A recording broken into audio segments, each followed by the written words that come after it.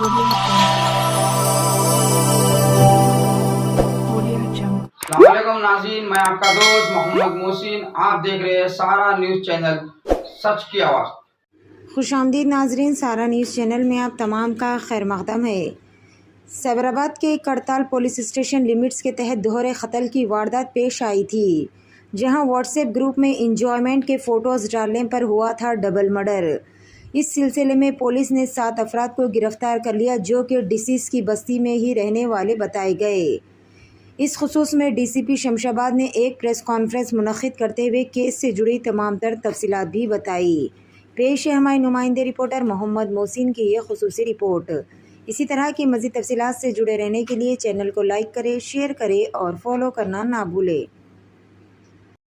జల్కం రవి అతనితో ఆర్గ్యూ చేయడం జరిగింది. నేను చేసిన ఫొటోస్ అన్నీ కూడా నువ్వు డిలీట్ చేస్తాను.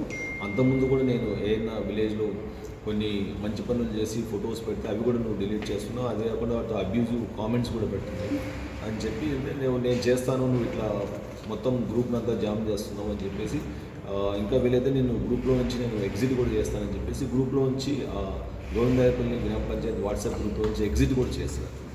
చేసిన తర్వాత ఈ జల్కం రవి దానికి కొద్దిగా ఆగ్రహం అయిపోయి అతనితో ఆర్గ్యుమెంట్ పెట్టుకొని ఫోన్లో ఆ రోజు 5వ తేదీన నైట్ నీ కథ చెప్తాను, నువ్వు ఎక్కడున్నావు అంటే, ఇతను మనకు చూస్తే గాయత్రి నగర్లో మనకు అంటే ఈ మీర్పేట ఏరియా గాయత్రి నగర్లో ఉన్నానని చెప్తాడు.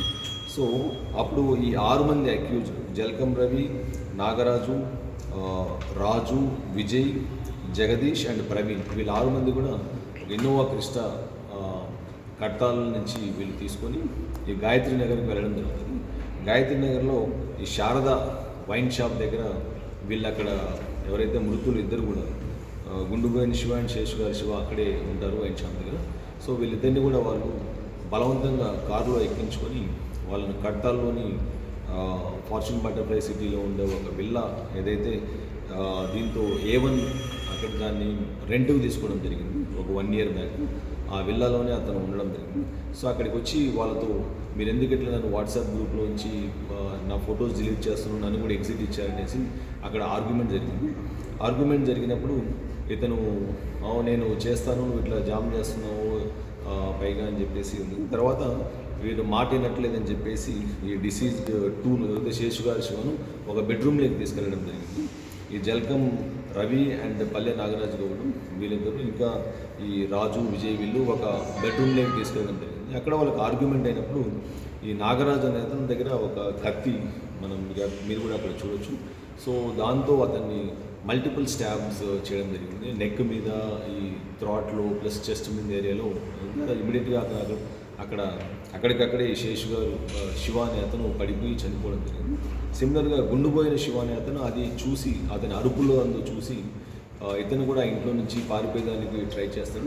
కానీ లోపల నుంచి బోల్ట్ అంతా వేయడము ప్లస్ ఒక 7 మంది అక్కడ ఉండడం వల్ల అతను కూడా పోలేకపోతాడు. వీళ్ళు 7 మంది కూడా ఇప్పుడు కస్టడీలో మన దగ్గరే ఉన్నారు. అండ్ వాళ్ళు కూడా కన్ఫెస్ చేశారు ఈ మర్డర్ ఎలా అయితే చెప్పారు. మన ఈ సీక్వెన్స్ ఆ విధంగా వీళ్ళకి ఎట్లయితే వాట్సాప్ గ్రూప్లో ఫొటోస్ పోస్ట్ చేయడం, అది వీళ్ళకి గొడవ అవ్వడం, తర్వాత వీళ్ళని గాయత్రి నగర్ నుంచి పికప్ చేయడం, తర్వాత వీళ్ళని బటర్ఫ్లై సిటీలో ఉండే విల్లాకు తీసుకురావడం, అక్కడ వీళ్ళని చంపడం, ఇదంతా కూడా వాళ్ళు కూడా కన్ఫెస్ చేయడం జరిగింది. అదే కాకుండా వాళ్ళు ఈ క్రైమ్లో యూజ్ చేసిన నైఫ్ ఏదైతే ఉందో అది కూడా సీజ్ చేయడం జరిగింది. ప్లస్ వాళ్ళ దగ్గర వాళ్ళు ఆ టైంలో ఈ మర్డర్ చేసే టైంలో వేసుకున్న షర్ట్స్ ఇవంటే కూడా మొత్తం బ్లడ్ స్టెయిన్ షర్ట్స్ ఉన్నాయి, అవన్నీ కూడా రికవర్ చేసి సీజ్ చేయడం జరిగింది. సో దీంతో ముఖ్యంగా ఈ క్రైమ్ అంతా కూడా మానిటర్ చేసి మా CP Cyberabad sir Avinash Mohanty sir, ఆయన ఆధ్వర్యంలో additional DCP Ram Kumar Shamshabad and ACP Shadnagar Rangaswamy and inspector Katta Sivaprasad and inspector CCS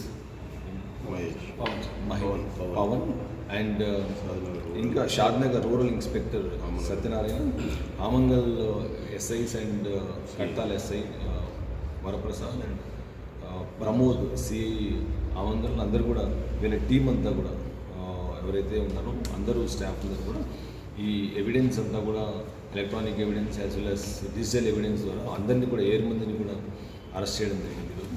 so వాళ్ళందరినీ కూడా మనము కస్టడీకి జ్యుడిషియల్ కస్టడీకి రోజు పంపించారు.